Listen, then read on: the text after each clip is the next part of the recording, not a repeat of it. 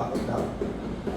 Alam ko pang ipaalam sa inyo Upang ipaalam sa iyo na ang Diyos ang nakakaalam ng lahat ng hiwaga. na ang Diyos ang nakakaalam ng lahat ng mga hiwaga. Okay, Yes. ano yung hiwaga na yan? So, tuloy mo. Yan. Ang hiwaga nito, Mahalaga ha, hindi basta, hindi ko mo pinaalam yan, wala lang ha. Merong napakahalagang dahilan bakit pinapaalam ng Diyos ang kasalukuyang panahon at ang mangyayari sa hinaharap. Palagay nyo, bakit natin pinag-uusapan yan? Kasi merong pinaghahanda ang Diyos sa atin yan. sa mga panahon na hinaharap na mangyayari, at yan yung isa sa napakaganda na ating diskusyon. Yeah. Bago tayo pumatok sa Mateo chapter 24. Okay, kasi Ang hiwagang ito ay pinaalam sa akin hindi dahil ako higit na matalino kaysa sa iba, kundi upang ipaliwanag ito sa inyo at upang maunawaan ninyo ang gumugulo sa inyong isipan. Mahal na hari, ang nakita nyo ay isang malaki at nakasisilaw na rebulto. Rebulto! Yeah. Okay, rebulto. Yan, rebulto. Sige, kasi Na nakatayo sa inyong harapan at nakakatakot pagmasdan. nakakatakot pagmasdan. Ang ulo nito ay lantay na ginto Ito yung ulo. at ang pilak ang dibdib Ito, pilak. at mga bisig ay pilak din. Pilak din. Tanso naman ang tiyan Tanso. at ang mga hita nito, tanso, kasama tiyan. Okay? Ang binti ay bakal Ginti ay bakal. at ang mga paa ay pinaghalong bakal at putik. Bakal at putik. Yan. Alright. Okay, tinan nyo, gumagamit ang Panginoon ng ng hiwaga. Okay, tuloy mo, kay Jose. Pagkatapos, nadurog din lahat ang bakal, putik, tanso, pilak at ginto. At naging parang ipa. Parang ipa. At ito'y hinangay ng hangin at walang naiwang kahit bakas. Wala nang naiwang kahit bakas. Kaya nga sa atin dito, konti lang nakakaalam yan eh. Mga panahon na yan ni Haring Nebukadnezar eh. Okay, pero alam nyo ba, yung ginigera ngayon ng Amerika, yung Iran, no? Yung Iraq, kakagyera lang nila. Ano pa ba yung mga kakagyera lang nila? Kailan lang? Iraq, Iran, sino pa ito? Yung Venezuela. Marami silang Marami yan. ginigera doon eh. Sige, tuloy mo kay Jose. Habang pinagmamasdan ko ito, ninyo ito may batong natipak sa bundok na bumagsak sa mga paa ng rebulto at nadurog ang mga paa. Mayroong bato na bumaksak mula sa bundok. Yan. Yan, Tumama sa paa. bumagsak sa paa at ng rebulto at nadurog ang mga paa. Pagkatapos nadurog din lahat ang bakal, Nadurog putik, anso, pilak at ginto.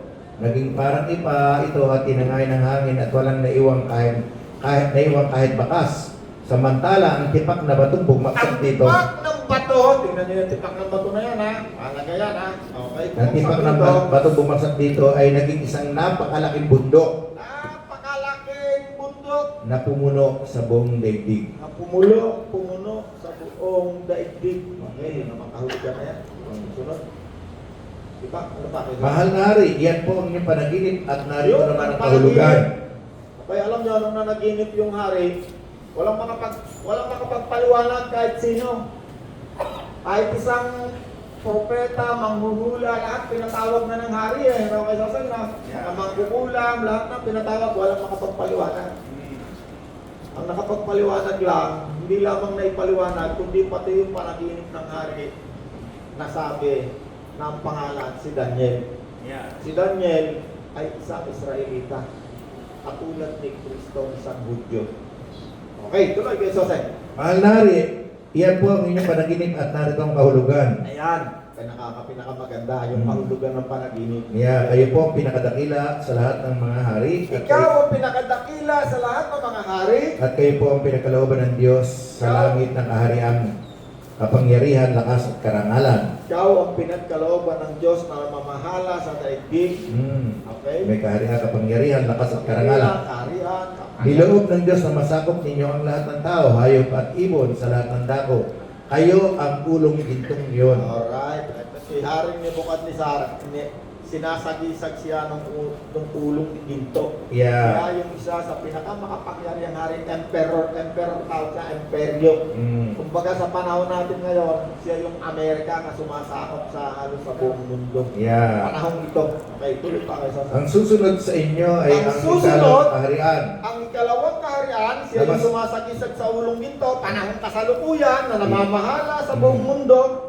Yeah. Ang susunod sa inyong kaharian ay Mas mahina kaysa sa inyo. mas mahina kaysa sa inyo. Pagkatapos, lilitaw ang pangatlong kaharian na sinasagisag ng tanso. Pangalawa, una, si Nebukadnezar. Pangalawa, mas mahina. Pangatlo, May tanso.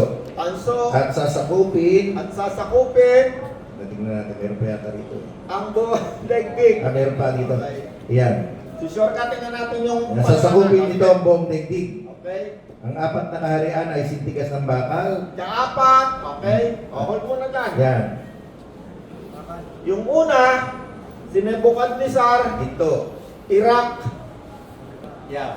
Yan ang modernong Iraq ngayon na katatapos lang girahin ni Trump. Pinatay si Saddam Hussein, nakakapatay. Binitay. Civil War ngayon ng Iraq. No?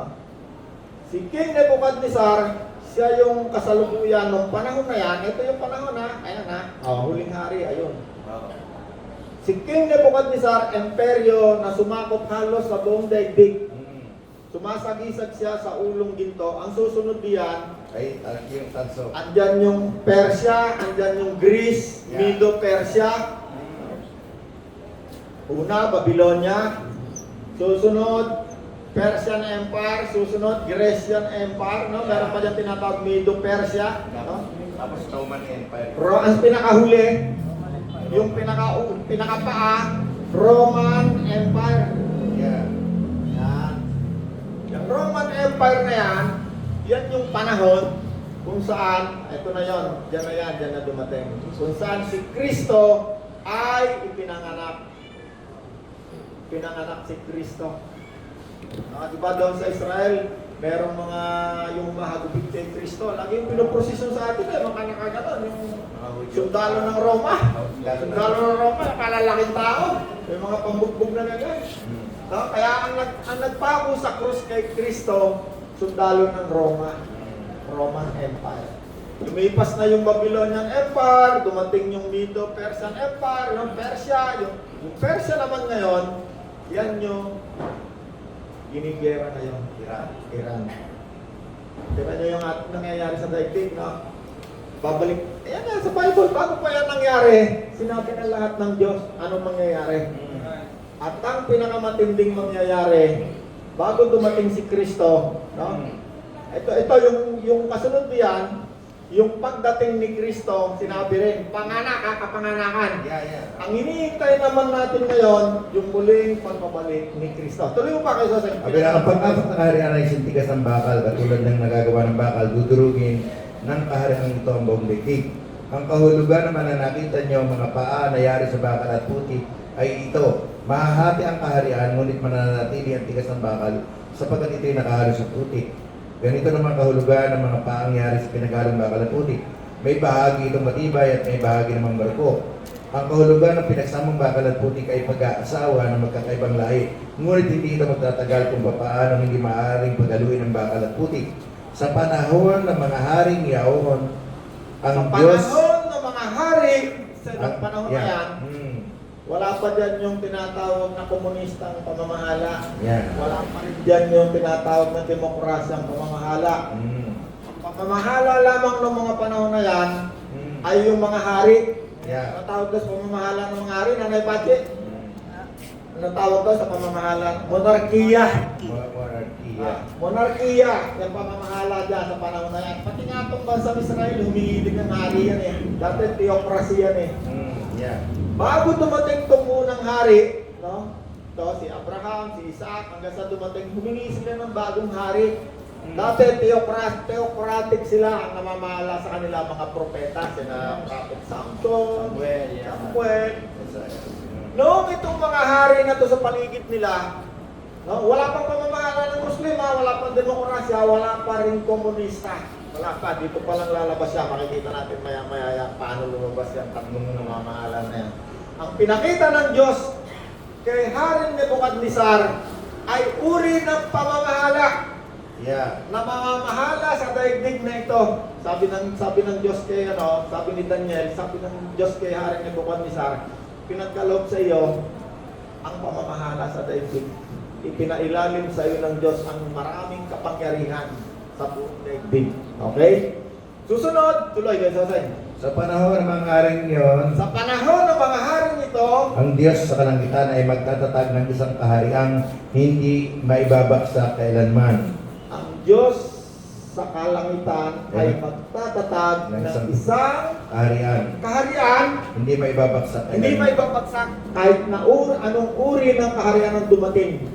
Yeah. Okay, tuloy mo pa. Di masasakop nino man. Hindi ito pasasakop kanino man. Ano Dudurugin ito man. At dudurugin ito at ganap nawawasakin at nawawasakin ang iba pang kaharian ang iba pang kaharian. at mananatili ito magpakailan pa man. Mananatili ito. Kaya hindi na makakabago At ito'y mananatili hanggang ngayon, hanggang 2026, magpakailanman. Tingnan natin kung anong uri ng sino yung hari na yan na mag-aari, na hindi magpapasakop sa kaharian kahit ng komunista, kahit ng pamamahalang demokrasya, kahit ng pamamahalang Muslim, hindi yan magpapasakop diyan.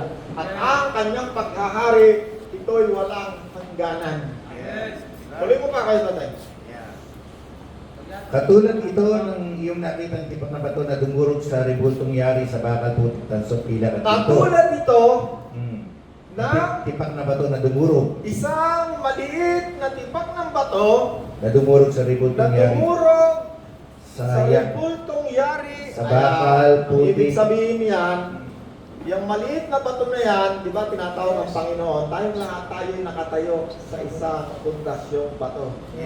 Dumating ang maliit na bato na yan noong sa huling imperyo, sumunod kay Nebukadnezar, Medo-Persia, Persian Empire, Grecian, Roman Empire dumating. Pinakita ng Diyos, hindi pa dumarating ang mga panahon, pinakikita na ng Diyos sa mga hari. Kapag tayo mga hari. Paano natin ang Panginoon? Alam mo, tayo mga nakikinig dito. Ayaw ko nga sana yung, naisulat ko eh, nakikita ko, habang ako nagbabasa, sinusulat ko eh, pero nangyayari, nagpo-close yung bilang. Hindi ko naman gustong basahin. Sabi nga ni Kuya Soseng, naku, baka mamaya makita mo kailan darating ang Panginoon. Hindi mabibilang kasi yun lang ang walang eksaktong bilang. Pero, very close na tayo dyan ng 2026 na yan. Very close na tayo. Napakalapit na natin. Ang binibilang natin yung pagbabalik muli ni Kristo. Okay, yung maliit na bato, dumating yan ng panahon ng Roman Empire. Nung panahon na si Kristo ay pinanganak, kaya nag-umpisa na ulit tayo ng bilang ngayon, 2026 na yan, nag-umpisa yan doon sa pinanganak si Kristo. Iba naman, nagbibilang mula nung si Kristo ay namatay at namatay sa langit. Kaya mayroong difference yan, mayroong pagtatalo. Kailan giniba muli yung templo? Kasi yung templo, giniba rito sa panahon ni Nebukadnezar. Itinayo yan, sumunod na emperor. Ang nagtayo niya, yung emperor na sumunod sa kanya, walang ginamit kahit 5 ang mga Hudyo. Pinag-utos niya, natutulog. Tutulog yung sumunod na emperor. Kaya sabi ng mga peking propeta ngayon, naku, pag hindi ka nagbigay sa amin ng pera, hindi mo pupunin. Hindi kami makapagtayo ng ano. Ang Diyos, pag nag-utos, hindi kailangan ng pera mo kahit 5. Itinayo ang templo. Okay, tinayo.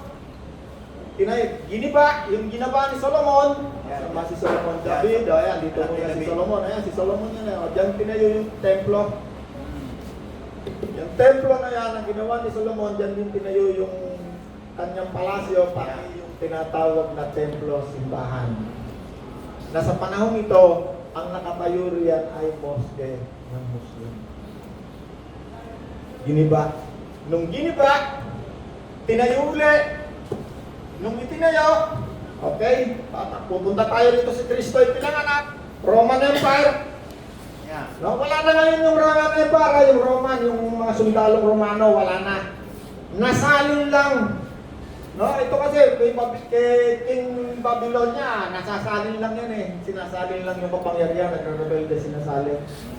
Dito naman sa Roman Empire, panahon ni Kristo, pinanganak, noong dumating na yung 300 CE. No, teka, wag muna dyan. Pinanganak si Kristo, namatay, 70 years. Ayan, after 70 years, sabi ng iba, 70 eh. Sabi naman ng iba, 40.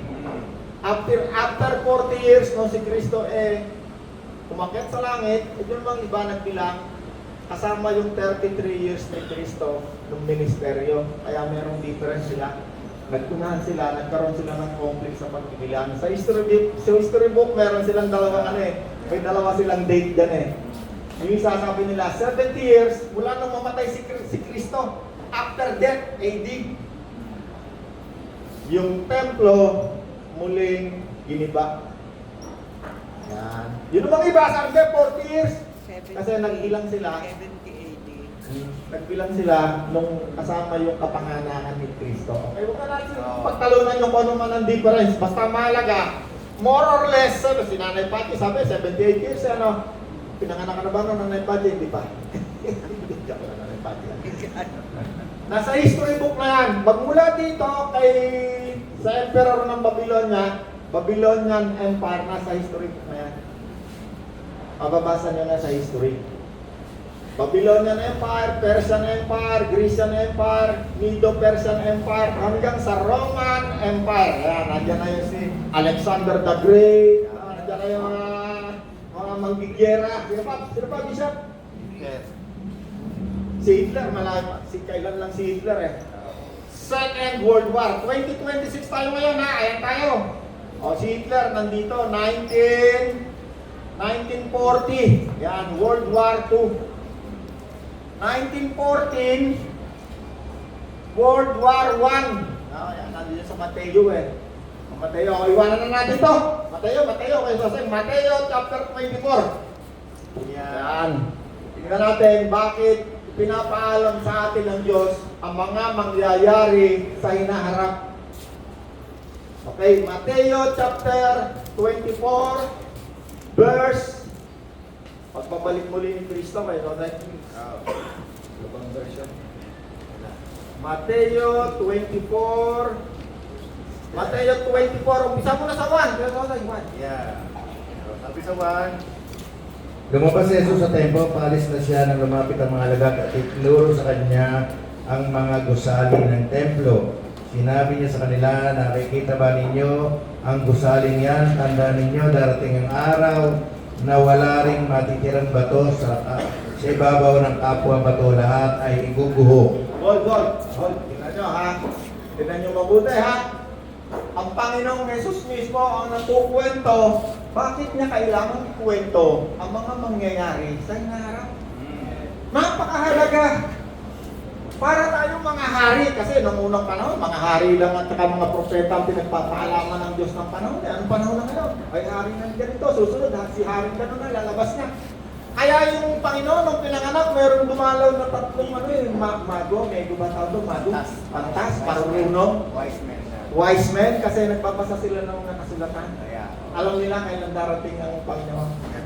Alright? Okay. Panahon na ngayon ni Kristo ha. Pinanganak na si Kristo. Ayan na, 0-0 na. Ang tawag na dyan sa ating date ngayon ay CE na. CE na ba yun? CE ba tawag doon? Ngayon ay 2026. Ito na yung binabasa ni Kuya Jose, yung pinanganak na si Jesus. Ayan, si Jesus na yung nagsasalita ngayon. Wala na yung mula kay Adan hanggang doon na, nabilang natin yun kung ilang taon, nagsakto yun ha. Kaya yung sinasabi ng mga scientists ng mga 1 million years meron ng tao kayo maniniwala ron. Ito, dokumento na to eh. Yes. Meron na sino yung tatay nito, sino tatay no, ilang taon nung pinanganak. Hanggang dumating kay Adan eh, nakarecord ko ilang taon na eh. Yes. Itong dokumento na ito ang papatunay na ang mga tao ay nilikha ng Diyos. Yung mga lahi ni Jesus, tatay na, katatay. Tayo nga, lolo lang natin, hindi na natin alam eh. Ako nga, lolo ko lang, hindi ko na alam yung dalawang pangalan ng isang lolo ko, hindi ko alam. Okay, andito na tayo ngayon, panahon ng 00, Si Iba, tawag mo yan, si Nanay Pachi, si Iba. Christ entered the world, no? Si Ina dito, si or AD, tinatawag yung minsan si After death, yeah. AD. Anno Domini, na Latin yan, Latin. Ang nag-ano niyan, yung Anno Domini na yan, kasi Roman Empire, ang salita dyan sa Roman Empire, Latin, at saka Greek, dalawa yung salita dyan. Kaya itong Latin na to, yung mga sundalo, kapansin nyo, nung ang Panginoon na pinako sa krus, meron sinulat ng mga sundalo, Henry. Henry. nakalagay ron, sa salitang Latin, This is the king. siya ang hari ng mga Hudyo. Ang nagsulat nun, yung haring isang salita niya ay hari siya, yung sunda, si Haring Pilato, yung namumuno dyan sa Israel na yan, puro yan mga appointed ng Roman Empire. Wala pa naman ng Katolisismo, wala pa ha. Lalabas pa lang dyan ang Katolisismo, ang Muslim, ang komunista, ang demokrasya. Palabas pa lang, wala pa ng mga panahon na yon. Ang uri ng pagkahari, puro hari. Yeah. No? Puro hari pa. Wala pa ng pamamahalang komunismo, wala pa si Bishop noon, wala pang demokrasya. Okay. Latin, Greece, no? 33 years pa sa ang Panginoon nung pinanganak, Nanay Pati. Yung nag-ministeryo. 33, Nanay Pati, di ba? 33. 33 years mula dito, ang pinanganak hanggang sa mamatay, 33 years hanggang ang Panginoon ay umakyat sa langit. Yan ngayon ang binibilang natin na panahon na nakasulat kailan siya muling babalik dito sa lupa. Yan ang pinakaihintay-hintay ng lahat ng mananampalataya na tumanggap kay Kristo. Yan ang pinaka-interesanting bagay na iniintay ng bawat isang sumasampalataya kay Jesus. Yes. Pero ang mga taong walang kinalaman kay Kristo, na hindi naniniwala kay Kristo, walang pakialam dyan, magsasaya yan na parang hayop. Paglalasing yan, makikipagkasawaan niya kung kanino. Pag walang taong nakakakita dyan, lahat ng kadimonyo ang gagawin niya. Okay. 33 years, ang Panginoon ay umakyat sa langit. Ayan, nasa langit. Nasaan ngayon ang Panginoon? Nasa langit. Nakaupo sa kanan ng Diyos. Our mediator. Bakit nakaupo? Seat of power. Sabi ni Jesus, bago siya umakyat, binigay na sa akin ang lahat ng kapangyarihan. Sa langit! At sa lupa. Kaya, sabi ni Jesus, humayo ka bisa! Soseng! Yeah. Jesus! Pachi! Pangaral mo ang mabuting balita! Huwag kang matakot! Sapagkat ibinigay na sa akin ang lahat ng kapangyarihan. Yes. Eh kung walang kapangyarihan, ay pinatay ako ng demonyo, natutulog ako. Sinaksak ako ng karayot sa... Patay na ako. Kaya na-expose ko lahat ng demonyo na-expose ko eh. Paano siya nagnanakaw sa mga tao? Walang kaalam-alam ang mga tao, kawawa eh. Yes. Sayang-saya sa kasalanan. Kasi papabilog-bilog pa na si Galo yan. Hindi niya alam, ninanakawan siya ng demonyo sa magkano ngayon, 20 pesos ron na. 10 sigarilyo lang isang araw, taga ang mahirap, hindi niya makakawang sa kahirapan hanggang hindi niya nakikilala si Kristo. Bakit? Ninanakawan ka ng magnanakaw, ang pangalan sa Diablo, magnanakaw, yan ang isang trabaho niya. Nanakawan niya ang mga tao, sasaktan, mga parito ang Diablo upang mga tao ay nakawan, saktan, dayain, at patayin. No, kaya ikaw, ano pangalan mo? Parang ikaw. Ikaw, ayun na yung mata ko. Ano pangalan mo? Kung may barito, patay ka na. Ayaw ka pong salita ng mga aray niya. Anak ka niya nun eh. O, tumayo ka nga. Kung ikaw ay hindi naniniwala kay Kristo, hanggang mamatay ka, bumibungingipin mo. Paghihirap ang aabutin mo. Bakit? Paupo ka na. Kasi ang Diablo, ang trabaho sa buhay ng isang tao na wala si Kristo, saktan, Yeah. nakawan, dayain, patayin, Yes. That's right. wasakin. Pero naparito si Kristo, sabi ni Kristo ha, Kaya ako, nangangaral ako eh. Kahit pinagtatawanan ako, okay lang. Pagtawanan niya ako, pero lahat ng kailangan ko nasa akin. Bakit? Pinangako ni Kristo eh. Yes. Roland, huwag ka matako! Yeah. Hindi ka maano ng demonyo, ng diablo. Yes. Iingatan kita. Sapagkat ang lahat ng kapangyarihan ay ibinigay na sa akin ng Diyos. Amen. Kaya ikaw ay humayo. Ikaw ay mangaral. Awa naman ng Diyos. Alam ko, sa dinami-dami nyo ito, alam ko, may mga sumasampalataya sa inyo na totoo. Alam ko, nakikita ko sa inyong mga mata. May buhay na ngayon na masaya, may buhay na wala hanggan. Yes. Patungo na tayo sa buhay na masagana. At buhay na wala hanggan ay nasa sa atin ngayon. Amen? Yes. Okay, sana tayo. Kaya Jose, tuloy. Mateo. Mateo 24:1. 1-4. Okay, 1-4. Noon si Jesus ay Okay, ulit mo na. Sa 1, kaya Jose. lumabas si Jesus sa templo, paalis na siya. Lumabas si Jesus sa templo. Okay, yung templo na yan, simbahan ang tawag. Yan yung itinayo muli ni Haring Nebukadnezar, giniba. I-reveal.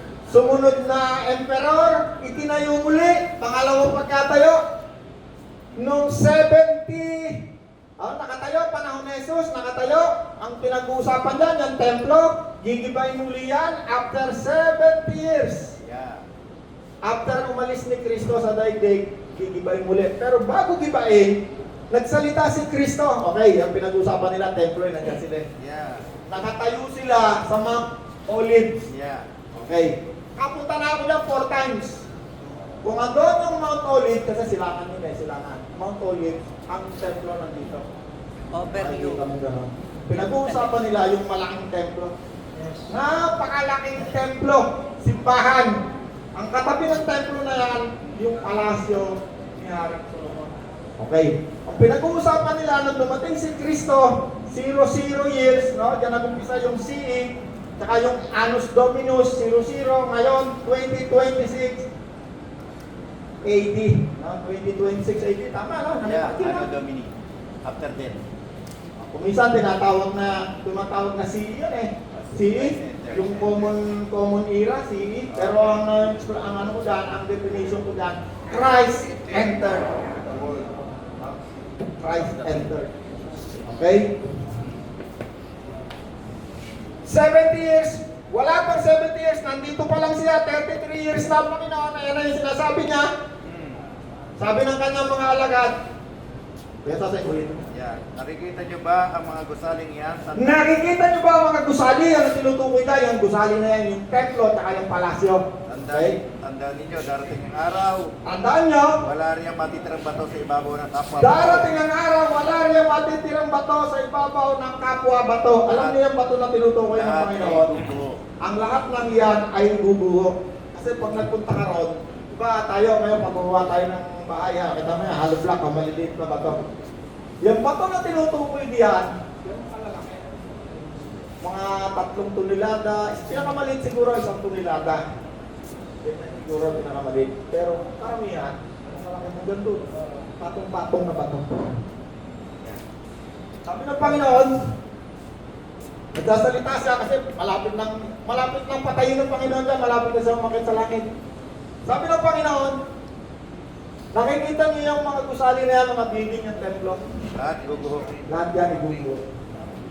Okay, ituloy pa kayo sa at yan ay nangyari.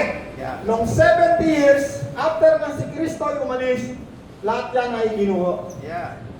At nung yan ay ginuho, lumabas na yung pagdating na ng 500 Years. AD, lumabas na dyan yung tinatawag na Byzantine Empire. Yan na lumabas yung Muslim. Ang itinayo ngayon dyan, mosque. Ang tawag nila, Golden Mosque. Yan ang nakatayo ngayon dyan hanggang sa oras na ito. Okay, tuloy mo pa kayo sa 500 years na, yan ay giniba. Malihim siya tinanong ng kanyang mga alagad, kailan po ba mangyayari ang mga sinasabi ninyo? Ano po ang magiging palatandaan ng inyong muling pagparing? Hallelujah! Yan ang pinakamatindi ngayon. Sabi nila, ano po ka? Kasi sinasabi na ng Panginoon, siya ay papatayin, siya ay muling mabubuhay, siya ay aakyat sa langit. Sabi ng mga apostol, kailan po ba mangyayari ang inyong muling pagparito sa daigdig na At ito? ng katapusan ng At ng katapusan ng mundo. Okay. Sumagot si Jesus, mag-iingat. Pakinig tayo mabuti ha, kasi ang sagot ng Panginoon, may kinalaman na yan ngayon sa mga oras na ito na kinakabuhay natin ngayon. Sumagot ang Panginoon, Sumagot si Jesus, Jesus. mag-iingat kayo. mag-ingat kayo. Okay, hold. Sino mo sagot ng Panginoon? Number 1, mag-ingat kayo. Mag-iingat kayo. Bakit? Okay, tuloy. Mag-iingat kayo upang hindi kayo mailigaw ni inuman. Upang hindi tayo mailigaw ninuman. Okay? Sino kausap ni Kristo? Mga alagad to ha. Mga mananampalataya. Hindi niya yan sinasabi doon sa mga hindi sumasampalataya sa Kanya. Okay? Ang pinag-uusapan, ang topic, ang muling niyang pagparito. Yes. Sabi ng Panginoon, mag-iingat kayo. Ang kausap niyan, mga katulad ni Bishop, ni Pastor, mga mananampalataya ang kausap. Okay, yung mga hindi mananampalataya, okay lang, matulog na kayo, hindi nyo ito maintindihan. Kasi hindi nyo ito maintindihan. Sorry to say that. Talagang hindi ito maintindihan ng sumasampalataya kay Kristo. Tuloy mo pa kayo, Sasay. Sumagot kayo, mag-iingat kayo upang hindi kayo mailigaw ni Mag-ingat inuman. kayo upang kayo hindi mailigaw ninuman. Maraming paparito sa pangalan ko. Marami ang paparito sa pangalan ko Magpapanggap na sila ang Kristo. at magpapanggap na sila ang Kristo. Nandiyan na si Kibuloy, nandiyan na yung ang dami. Alam mo ba na apakadami ngayon nagpapanggap na si Kristo? Yeah. Or the anointed. Ang pinag-uusapan yung muling pagbabalik ni Kristo, sabi ng Panginoon, mag-iingat kayo. Marami ang paparito at magpapanggap na ako Sila ang Kristo. na sila ang Kristo. At marami silang mailigaw. At marami silang maililigaw. Yes. Maging pati nga yung mga sinasabing mga pinili. Oh. Okay, tuloy pa kayo sa Kakarinig kayo ng mga labanan. Hold! Ayan na! Ayan na yung lahat ng mga ito ha. Pakinggan nyo mabuti ha. Lahat na sasabihin dyan, para lang sintomas ng mga anak na, alam niyo yung mga anak, sino rito ng anak na? Sakit ang tiyan. Darling, ilan ang anak mo? 5. 5. O, alam mo na. Pag, yung anak, yung asawa ko kasi para yung kabayo ko mga anak eh. Puslit lang, bigla lang mabilis mga anak. Paano ba malalaman na lalabas na yung baby? Di ba doon sa sumasakit ang tiyan mo, mamaya sasakit pa yung palimit ng sakit. Ibig sabihin, nagko-contract na yan, palabas na yan. Okay. Okay, sabi ng Panginoon, katulad ng mga anak, ito yung mga palatandaan kapag ang mga ito ay nangyayari na. Sige, Pinoy. Makakarinig kayo ng mga labanan at Makakarinig kayo ng mga labanan. Anong narinig natin? May gera sa Iran, sumali na yung United Arab Emirates, sumali na yung lahat ng bansa ngayon gusto na sumali.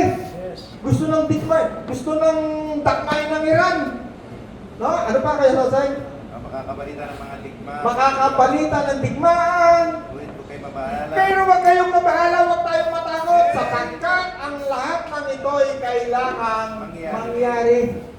Ibig sabihin, walang makakapigil. Sabi ng Panginoon, kailangan mangyari ang mga ito, walang Pero sabi ng Panginoon, huwag kayong matakot.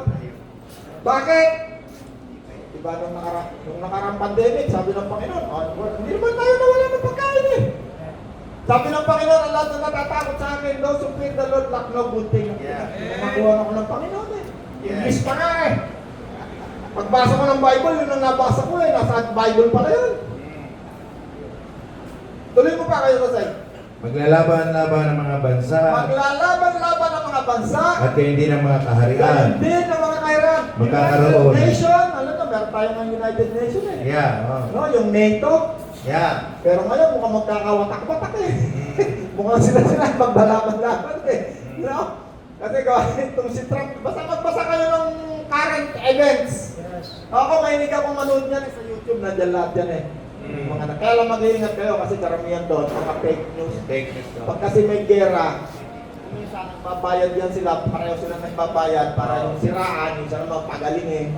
So hindi natin alam yung iba ron totoo, yung iba hindi.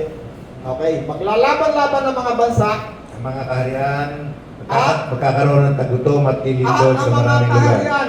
Di ba sa United Arab, no? Mga Arab yan eh, mga kingdom yan eh. Yeah. Si King Fahad, si King King Abdulaziz, siya lahat yan sa United Arab, puro kingdom, monarchy yan hanggang sa ngayon. Yung ilan lang dyan, yung binaksak ng mga Amerikano, naging republic, naging democratic. Yung iba hanggang ngayon, civil war pa. Kasi emperor si Trump. Pero makakalaban na, lalabas na yung China. Lumalakas na rin. Tuloy pa kayo, Sosay.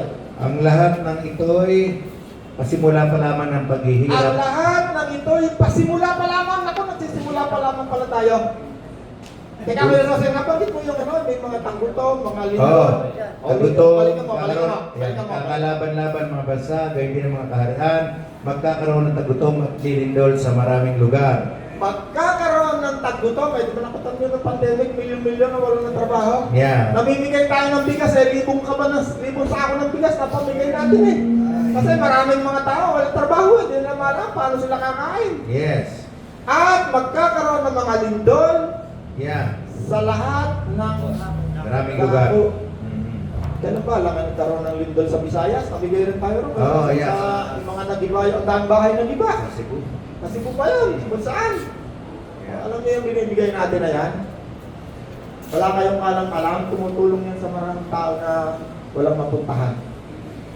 Yung mga hindi makalap, kailan lang, kahapon, merong isang asawa ng pastor na hindi makalabas ng hospital.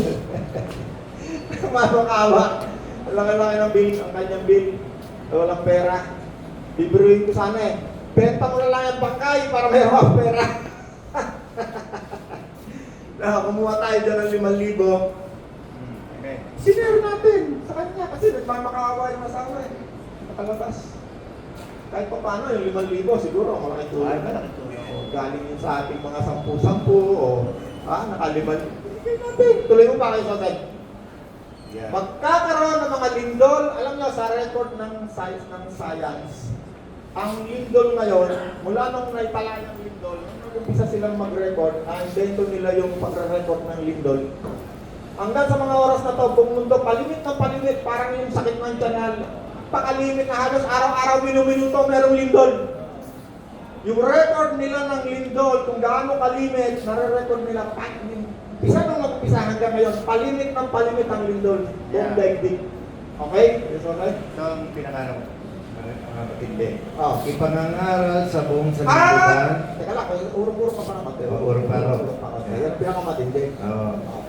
Sa panahong yon, ay ang lahat ng mga ito'y pasimula pa lamang ng paghirap tulad ng sa babaeng mga anak. Alright. Sa mga panahong yon, kapuputan kayo ng lahat dahil sa inyong pagsunod sa akin. Tol, Kuya Jose, teka muna. Wala pa yung ano, wala pa yung mga pangaral. Ito pa. Kapuputan kayong lahat. Okay, sabi mo. Kapuputan kayo ng lahat dahil sa inyong pagsunod sa Dahil akin. sa inyong pagsunod sa akin, Sasaktan kayo. isasaktan kayo sa mga hukuman Yeah. at kayo'y papahirapan at papatayin. Yes. Bakit ba yun? Okay. Natapos si Gabi. Sabi ng Panginoon, ulitin mo nga kayo, kasi napaganda na eh. At dahil sa panahong iyo, kapuputan kayong lahat dahil sa inyong pagsunod sa akin. Teka lang, Kuya Jose, ito yan ha, dito yan sa panahon na yan, ng Panginoon, papatayin ng Panginoon nyo, ilang araw na lang eh. Ayan, 33 years mula na yung pinanganak. Ano sabi ng Panginoon? Sige, Kuya Jose. Sa mga panahong yon, kapuputan kayong lahat dahil sa inyong Kapuputan kayong lahat pagsunod sa akin. dahil sa inyong pagsunod sa akin. Okay, number 1.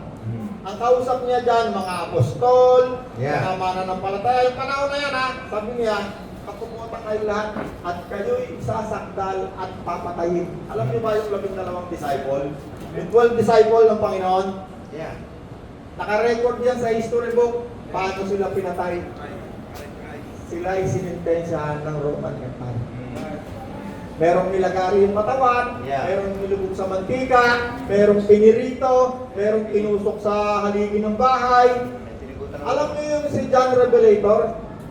Si Juan the Evangelist yun eh, Nung siya according sa history, maraming libro nagsulat tungkol sa kanya. Kasi yung isang historiador, pangalan Josephus, may mga libro siya na natagpuan, ay sulat niya Nung panahon na yan, nandiyan siya ay sulat paano yung mga disipulo ay inaresto at sinintensya ng kamatayan. Si John the Revelator, nakarating siya sa port sa bahagi ng Roma sa Europe. Sinintensyahan siya ng paglubog sa mantika, hindi siya mamatay. Hindi siya mamatay-matay. Kahit silaban siya, hindi siya mamatay. Ang ginawa sa kanya ng emperor, tinapon siya sa isang isla. Sa Patmos. Patmos. Doon niya isinulat yung aklat ng Revelation. Ayan. Okay? Ano sabi? Napupuutan kayong lahat. Napupuotan kayo ng lahat. Ang kausap niya, yung mga tagasunod, kasi nung panahon na yan, after 70 years, giniba na yung templo, lahat ng Hudyo pinalayas na dyan. Buong daigdig sila, kumalat sila. Kala, ang mabuting balita nakarating agad din sa atin niya. Yes. That's right. Lahat sila inaresto. At, kung paano yan ay nangyari, bago dumating si Kristo, kung ikaw ay mananampalataya, umanda ka, mangyayari din sa atin yan. Yes. Kasi bago dumating si Kristo, merong isang antikristo darating. Yes. Pasabihin niya, ako yung Kristo. Sasabihin ng isang antikristo na to na napaka mga pangyarihan, magpapaulan ng apoy. Nakalagay sa Bible eh. Lahat ng tao, tatatakan niya sa loob ng number ng computer, 66. Yes. Pag hindi ka tumanggap kay Kristo, pag hindi ka nagtumanggap ng number ng antikristo, ikaw ay sasakdal. Ikaw ay papatayin. Pero sabi ni Kristo, huwag kayong mag-alala, huwag kayong matakot. Yeah. Kung anong dapat mong sabihin, ipagkakalog sa inyo sa oras na ikaw ay nililitis. Maaaring lilitisin ko si Bishop eh, tatanggap ka, hindi. Takwa mo si Jesus. No? Sisintayin ng kamatayan. Pero kung si Jesus ay dumating ngayon, bawa, ay nangyayari ngayon, pero nakalagay sa Bible eh, hindi aabutin ng mga tapat na naghihintay kay Kristo yung kahirapang walang kapantay eh. Kukuhanin tayo eh, oh, nakita nyo, napupunta pa ulit tayo dyan, nandito tayo sa very critical, ayan.